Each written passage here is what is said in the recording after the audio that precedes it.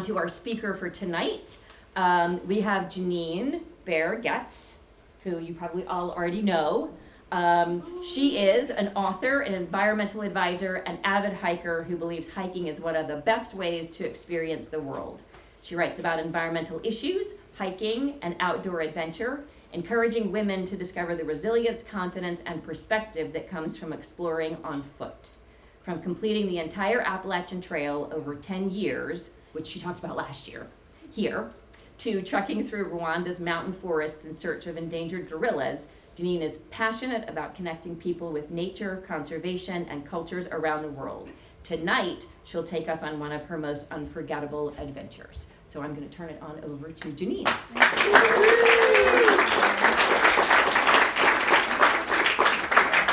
Okay, I have a lot of instructions. I have to stand here and not do here, and so anyway, I'm a little bit of a fidgeter. So thank you to everyone for coming out tonight.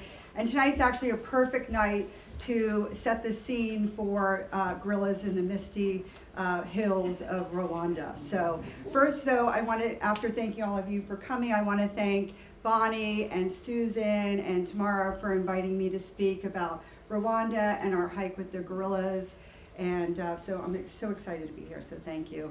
And so for some of you may or may not know, when I turned 50, I did something every month that I had never done before. So this past year I turned 60, and I decided, yeah, thank you, that's a huge accomplishment. And so I decided to do a hike every month that I had never done before and see parts of the world that I had never seen before. So this trip to Rwanda was my birthday present from Robert, and it was a great experience. And so what I'd like to do tonight is share a little bit more about our experience there. And it started out to be just a hike strike to see gorillas that turned into falling in love with a country that I had never been to before. So before I start, I want to, has anyone seen the gorillas or been to Rwanda? I just want to, oh, Leslie, perfect. So, oh, okay, perfect. So George, Leslie, I'll call on you for any, or fill in any gaps, or if I start steering off or telling any fibs, correct me or what have you. Yeah, exactly, terrific. Okay, so what I'm going to do is just talk a little bit about Rwanda, what we did in the beginning, and then get into the gorillas. I tried to share as many pictures as possible. I have a couple of film clips as well, and then we'll just take it from there. Okay, great, thank you. Okay, as I said, I was thinking Rwanda, gorillas, that's it, and then we got to this amazing country, and you'll hear throughout this, there's a few themes. One is how kind everyone was, how country proud they were, and how clean the country was, and there's nothing that goes to waste there. And it was just an amazing experience in the hearts of everyone. You'll start seeing pictures of the gorilla hikes, and you'll start seeing some other pictures as well, and we'll explain why I look like, I don't know, mask. Yeah, like a gorilla, exactly. So I want to just tell you a little bit about Rwanda as well. It's 14 million people. It's the size of Maryland. It's the first country in the world to outlaw plastic bags in 2008. So it has a very strong sense of conservation, and you'll see that spread throughout this presentation as well. Everything has a purpose. There's no waste. Even weeds, were picked up and fed to cattle and pigs and so forth. Every month the country shuts down and everyone goes and cleans. They clean their neighborhoods, they clean their front yards, they clean everything. So it is remarkably the cleanest country. The city's cleaner than I've ever seen any country or city ever. It's just remarkable. In the last 30 years, and we'll talk a little bit about their 1994 genocide, and they have had a women empowerment because of that tragedy. And so you'll see a lot of cooperatives, a lot of women who have new trades who are contributing to their families that they never had before. So that was also extremely amazing. And then bicycles and motorbikes are an integral part. And what struck me immediately as we landed and drove was how many people, this is how they're transporting 400 pounds of onions or grass or I mean, that fellow has his living room on his bicycle. Just everywhere are bicycles with all of their wares, going to market, going home from market. It was just an incredible vision. They're harvesting their bananas and taking them a lot of time. And Rwanda is the land of 1,000 hills. So it is not a 12-inch ascent. It is mountain after mountain after mountain. So they're doing all of this on bicycles for the most part, which is incredible. We arrived in Kigali, and that's the capital of Rwanda. And in 1994, and I don't want to belabor this, but they had a genocide where they turned on each other, and it was a huge tragedy. In 100 days, there were almost 900,000 people that were killed. And they have a memorial to this, and it's something that they don't talk about, but they talk about. They're recovering as a nation. They don't hide from it, but they're not always front and center about it. But it was interesting to how they've come together as a nation as well. So this memorial is in Kigali, and if anyone's going to Rwanda, I highly suggest that you go to this museum. It was the most amazing experience, and you just you understand human cruelty and recovery and understanding and pride all in the same experience. So it was really incredible. And from all of this, Rwanda now has the largest, I think it's 61% of their parliament is women. It's the largest women-run parliament in the world. And it was because of this devastation that came out of that. So 7 days and 4 landscapes. We went from Kigali over to the east side, and here's Uganda, the Congo, Tanzania, and Burundi. We didn't go anywhere near there, but we went from Kigali over to Akagera, and then up to here is where we spend a majority of the time, And just 2 highlights of the pictures I wanted. This is, and we'll talk about this, this is an annual festival where they build this all from straw and reeds, and it celebrates all the gorillas that are born that year. They have a naming ceremony. And people come from all over the country for this ceremony. It's in September. We just missed it by a week, but it was just incredible. And then these are some kids. The kids walk to school every day. Some of them walk 2 miles, some walk a block, some walk 5 miles. They all have uniforms. They're all waving and thrilled and happy and smiling. So it's coming and going to school, and they're still smiling. So that's good news. The first outing that we went is to Akagera, which is one of the largest national parks in Rwanda, and only 10% of the tourists visit this park. A lot of the tourists go to Rwanda to see the elephants, to see the mountain. Why am I here? To see the mountain gorillas, and then they leave. So this was an amazing. It was about 3 hours from Kigali, but they have the big 5. We saw the zebras and the rhinos. And I don't know if you can see that, but those are the hippos up there. And there's over 500 birds. It's just an amazing experience. Many of you, I'm sure, have gone on safari, so this was a mini version of that. And then I put a tip in there. There's a great camp that's there, and next time we go back, I'd love to stay there and do a balloon ride at sunrise. It was just an incredible experience. So, yeah. Okay, so poor Robert.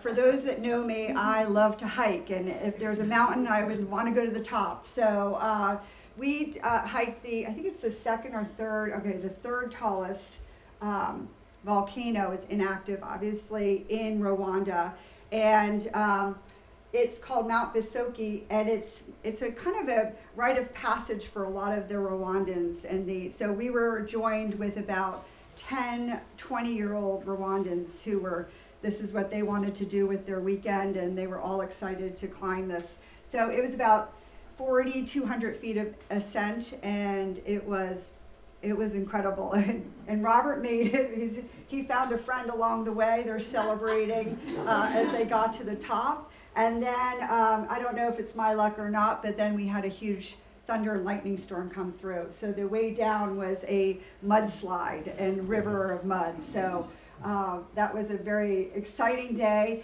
And you'll see this is in the Volcanoes National Park. And this park is surrounded by neighborhoods and farms and farmland. And once you get to the wall, which is about 5 feet tall, and I'll talk a little bit about why, you get to the other side, you're immediately met with rangers, and they're armed rangers, and you have guides. No one can go into this park unassisted. You have to always have a guide with you. The porters are part of their ecosystem as well, so a lot of people bring porters with them. You're not really carrying anything, but it's just part of the system, and it's good for their economy, and that's that. So, so these are our 2 porters that came with us, and so that was that. Another day, which I'm going to try not to cry.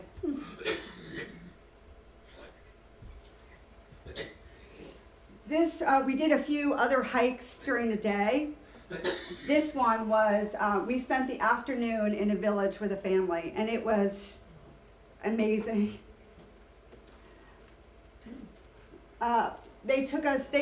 We walked two miles from the community center to their home. First of all, the pride, this is Pauline, who is, this is her home, and it's 1 room, and she's been selling her wares. She's been weaving baskets, and so she was very proud because they have their first light bulb in the house. Her hospitality was amazing. We made bricks out of clay. We walked another 1.5 miles to capture water for them. They do this 3 times a day to get water. And we came back and made bricks. I don't know if you can see, right here. Mm-hmm. So they're building a kitchen indoors. So that was why we were building the bricks for them.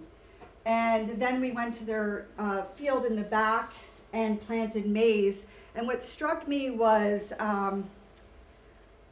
Robert took a fistful of corn, and she was like, ah, and just was putting 1 down and 2 down, and he just dropped 1 and just left it there, and she went right down and picked up that kernel of corn, because that was food that represented a lot. So it kind of also made us rethink a little bit about how cavalier we are, a little bit about what we have or what we use or what we don't use and so forth. So it was just interesting. And she is a, what's her religion? I'll think of it in a second. But the print is just, I don't even know how she read it. So she doesn't have glasses. So if anyone notices these glasses, donated those to Pauline for her to read her Bible. And then Robert and her family celebrated with some banana beer at the end. And Robert was able to walk home 2 miles, so that's all good. But it was an amazing experience. Sorry I got so emotional, but it was just, they're so happy, they're so grateful, they're so proud, and it just makes you think differently about your own life. And then she also made me wear what they wear every day when they do their chores too. So, and it's interesting, even in the cities, they still wear a traditional garb as well. And some are westernized, but some are traditional as well. Okay, so here we go. So this is a long story. So we did all of these things anticipating and working up to the gorillas, and when we got to the day of the gorillas, and the center is, you go to the center of the Volcanoes National Park, and you all meet there for whatever tours you're going on. Then you're assigned your guides, your porters, and so forth, and you're broken into groups. And you can sign up for an easy hike, a medium hike, or a hard hike. But 100%, I've never met anyone who has not gone to the Volcanoes National Park who hasn't seen a mountain gorilla. That is their claim to fame. Everyone sees a gorilla, even like us, it took all day. But so this is an amazing story. We had chosen to go on the medium hike, and it was still a 4-hour hike, but it was, the people that were with us maybe weren't so prepared or in shape. And so that caused a little anxiety. And we waited for about 2 hours for them. And the next thing you know, there are 8 porters coming up with a stretcher, like to carry the woman. Did this happen, Leslie, at yours? No? They carried the woman up the hill to see the gorillas. And there were 4 porters on and 4 porters off, and they traded all the way up. Now remember, this is the same mountain that Robert and I were huffing and puffing a few days before, so it was 4,200 feet of elevation getting up there. And she's being carried like Cleopatra. And yes, she was American. But so this caused, so our mountain gorillas, so there are, I think about, we'll see another fact here, there are about 40 trackers, and they go out at 5 in the morning to find the gorilla pods, the gorilla groups, and then they go back and radio back to where we're all assembled in the morning before we get there, before we get our assignments. And so they tell them where all the gorilla families are. And there are about 12 to 20 gorilla families in Rwanda, and then there are gorilla families in Uganda, and there are gorilla families in the Congo as well. So, and I'm jumping ahead, but anyway, so we did not see the mountain gorilla family that we were assigned to had already started going further up. And most of the families live between 7,000 and 13,000 feet. So they just went up, and so we were in a holding pattern for another hour and a half while Cleopatra was being escorted up. And I'm saying to Robert, if I don't see my monkey and my gorillas, and crying and the whole thing. So anyway, but so what we did was we actually, I know I feel badly about saying anything, but we got to see one of the research families that are never seen or rarely ever seen by visitors. They're really primarily for research only, and so they're used to a few people, but they're not used to crowds of people. So that was super exciting. And this is Karama is the name of the family. And I know I did this before we went there. I was like, oh, Jane Goodall, but it's really Diane Fossey who's Mountain Gorillas. And we'll talk about Jane Goodall and so forth because she did the chimpanzees. So, so this is the one family that we saw, and we'll talk a little bit about silverbacks versus blackbacks and how that all comes about with the children and the raising and how many families have how many different gorillas in the family as well. Let's see. Okay, here are my fun facts. And this guy, he was so naughty. He's a 2-year-old. And and then you'll see, this is a silverback there. So here's some fun facts. Humans and mountain gorillas share 98% of the same DNA. It's pretty amazing, right? And their nose print is similar to our fingerprint. None of the fingerprints, none of the nose prints are the same, so that's how they're identified as well. As I said, I think I said, there's 1,000 gorillas, mountain gorillas, in those 3 countries right now. And the lowest population it was 250 in the mid-'80s. So this is also like the biggest conservation ecotourism success story in the world right now is the mountain gorillas. They're gentle vegetarians. They eat about 35 to 40 pounds of vegetation every day. The silverbacks weigh from 350 to 450, so they're big boys. They've tried to bring them to zoos. There's nowhere else in the world they can live but in these 3 sections of Uganda, Congo, and Rwanda. They do not last in zoos or anywhere else in captivity. As I said, they live at 7,000 to 13,000 feet. Today's a perfect day for them. They would love it. When they're born, they stay with their mothers for 3 or 4 years.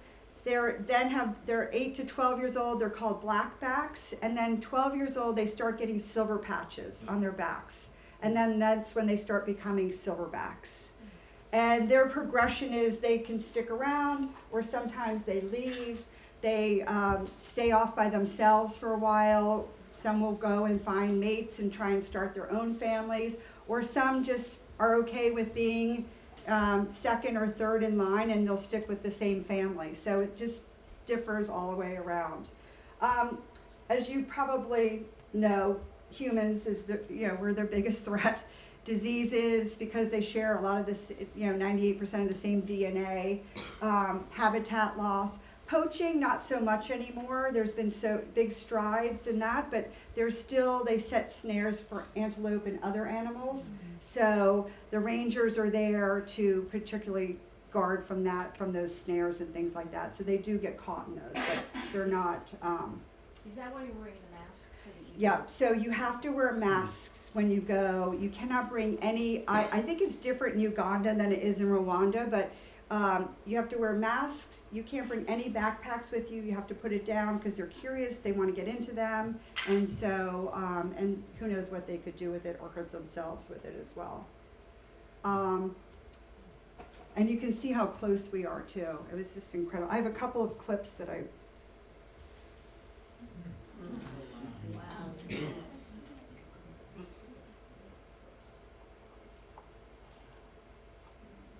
There's no sound on it. I don't think there is, but you can see how close. I'll just keep going. But look how Robert is the photographer. He's like, are you going to give me any credit? Yes. So Robert is the photographer for many of these things. But you can see how big their hands are and their feet. I mean, it was just incredible to be so up close and personal with them. I feel like Robert's more focused on you. So I want to talk a little bit about the conservation and tourism and how Rwanda supports itself and how mountain gorillas support their ecotourism and their sustainability as well. You're not supposed to take pictures of the rangers with the guns, but of course Robert can't help himself. It's like, I'm going to take that picture. But gorilla trekking represents about $200 million a year in their economy, which is a third of their tourism. They are a mining country. They also export coffee and tea. So and then tourism as well. Their schooling used to be optional for their kids. So most of the kids went straight into the field. So this is new for them in the last 10 years, where all kids have to go to school. It'll be interesting to see what happens to their culture with that change as well. So this gorilla trekking sustains 10,000 jobs just within the communities, between porters and hotels and things of that sort. So it is a big business, and the local communities count on all of the above.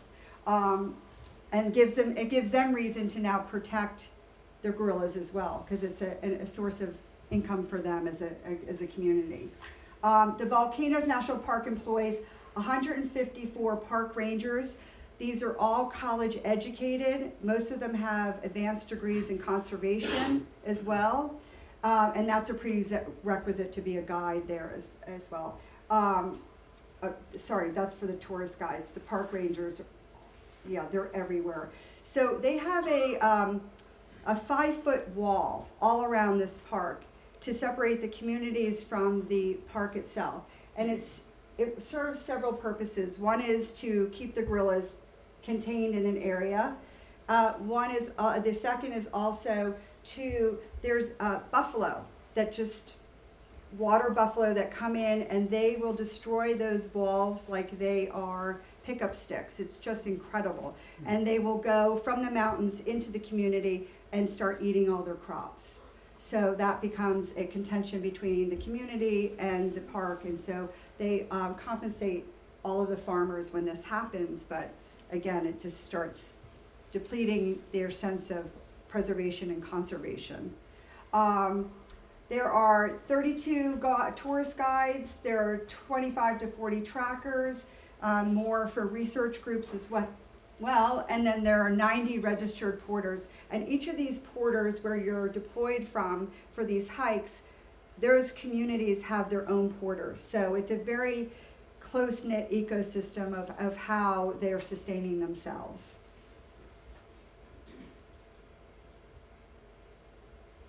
Okay, I'm just going to talk about Dian Fossey again, and then we'll go back to more gorillas.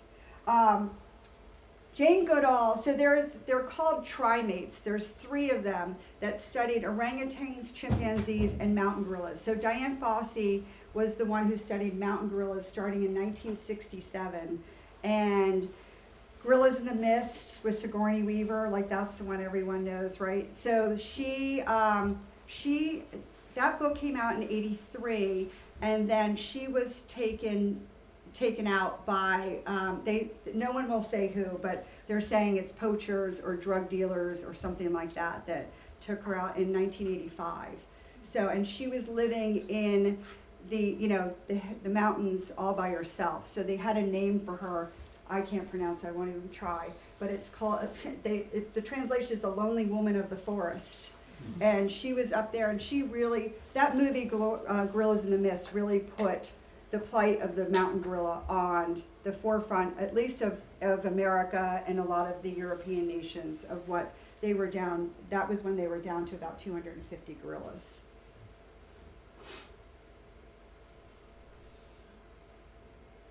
Okay.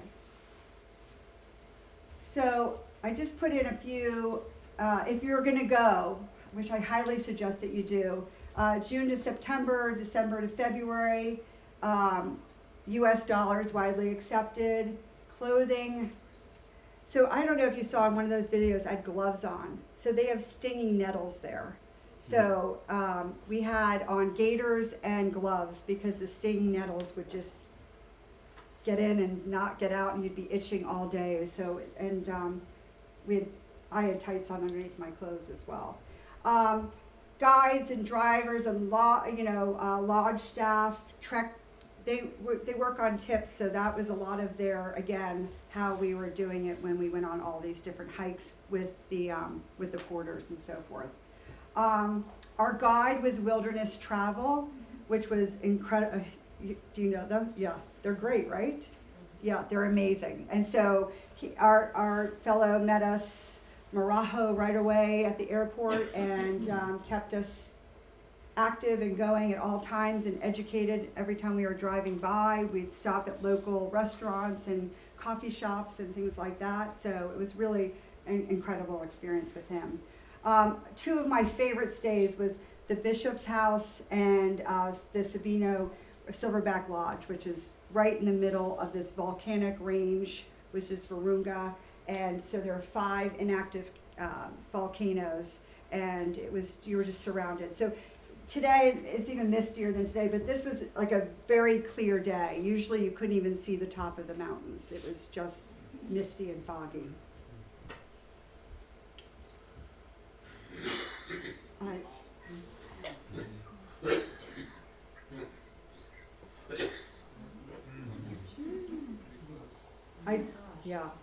I don't know if you can hear the sound.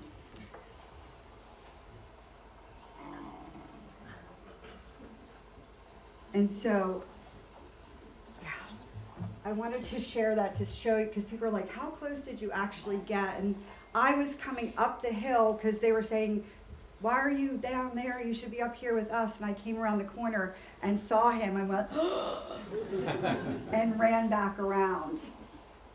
And so when we were with, so you spend an hour with the gorilla family, and they will stay there. They don't, well, this one came over. I was sitting down to try and get my picture taken with the gorilla.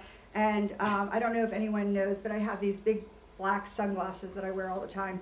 And her hand, paw, I don't know what to even call, came right over my head to grab the glasses. And I jumped up, and he's like, no, do not startle. I was like, ah! So I went running the other way, but she didn't get my glasses. But it was, they were, they're not very shy about where, and they stare, the little one that you saw sitting on the mother, I mean, he was eye contact the entire time, just jumping around, and they are like a family unit. The mother was sleeping, and then the aunt took the baby, the 2-year-old, and was playing with him while she was resting, and then he got rambunctious with her, and then the silverback scolded her. I mean, it's just anyone's family in here, I don't know, but it was just an amazing experience to see them interact with each other and what the dynamics were, and who was in charge and who was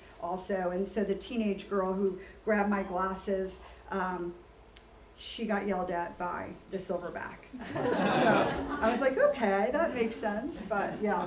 And so this one, he just went on, no bother, he didn't come after. But there's a few of them that I don't have pictures of that were silverbacks that are part of this group, but they live in solitary confined, like they just are by themselves, they don't go with the family, they don't move with the family. And the mountain gorillas change their bedding or change where they sleep every day.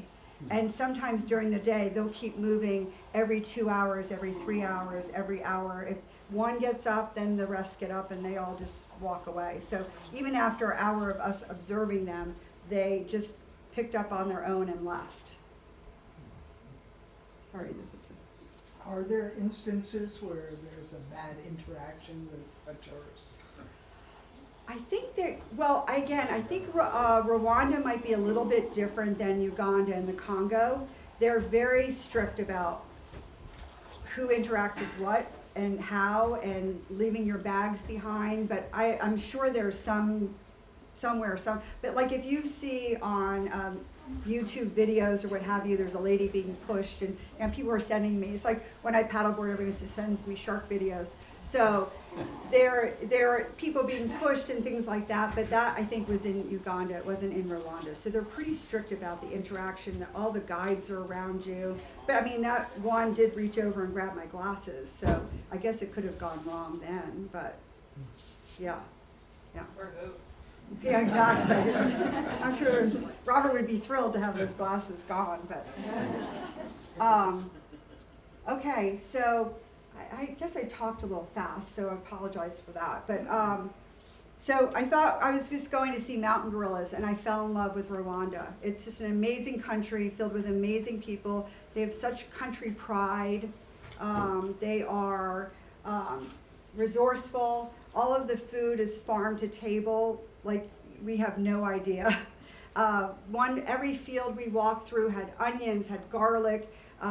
For those who hike, there's permethrin, which is a pesticide, if you will, but they have a flower, and there are just fields and fields of this flower that they then harvest and use to keep all of their crops pest-free. So it was incredible.